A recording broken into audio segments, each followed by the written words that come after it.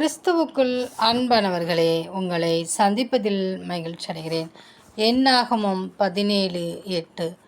மறுநாள் மோசே சாட்சியின் கூடாரத்துக்குள் பிரவேசித்த போது, இதோ லேவியின் குடும்பத்தாருக்கு இருந்த ஆரோனின் கோல் துளிர்த்திருந்தது.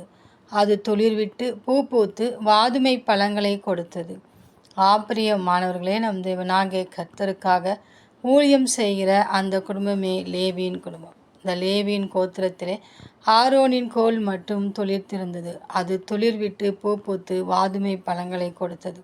அதுபோல இந்த நாட்களிலே தேவனை தேடுகிற குடும்பத்தினை தேவன் துளிர்க்க பண்ணுவார். அது துளிர்விட்டு பூ பூத்து வாதுமை பழங்களை கொடுக்கும்.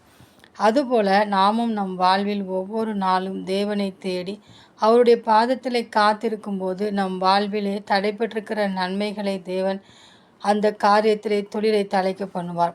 அது துளிர்விட்டு மற்றவருடைய கண்களுக்கு முன்பாக பூ பூத்து அவர்கள் எதிர்பார்க்காத விதமான வாதுமை பழங்களை கொடுத்து அவர்களை இந்த பூமியில் சிறந்திருக்க பண்ணும். எனவே ஒவ்வொரு நாளும் நாம் நம் நேரத்தையும் வேலையும் தேவனுடைய பாதத்தில் செலவிடுவோம். எப்படி ஆரோனின் கோல் துளிர்த்ததோ அதே போன்று நம் வாழ்வின் தேவன் துளிர்க்க பண்ணுவார். அந்த தேவனின் அன்பு கரங்களை நாம் பற்றி கொண்டு அவரோடு கூட வாழ்வோம். ஆமேன்.